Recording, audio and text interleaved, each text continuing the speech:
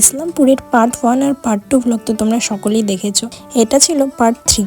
আগের ব্লগে তোমাদের দেখিয়েছিলাম ওদের বাড়িটা এত সুন্দর ছিল, আর ওদের বাড়িতে এমন কোনো গাছ নেই যেটা নেই ওদের বাড়িতে। এই যে দেখতে পাচ্ছ আমগুলো, সেগুলো সব ওদের বাড়ির গাছ। আম থেকে শুরু করে জাম অব্দি সব গাছই ওদের বাড়িতে ছিল, আর খেতেও খুব টেস্টি ছিল সবকিছু।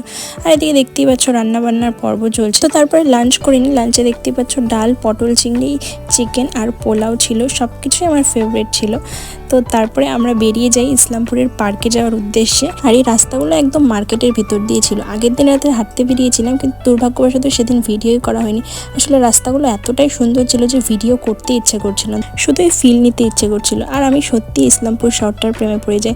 শহরটা ছোট হলেও খুব সুন্দর, খুব পিসফুল। কথা বলতে বলতে দেখো পার্কেও চলে এসেছি। আর পার্কটা আমাদের শিলিগুড়ি পার্কের মতোই ছিল, আলাদা কিছু ছিল না। কিন্তু মেন পার্ট যেটা ভালো লেগেছে সেটা হচ্ছে রাস্তাগুলো। তো চলো এরপরে আমরা কি করলাম সেটা হচ্ছে নেক্সট পার্টে। টাটা।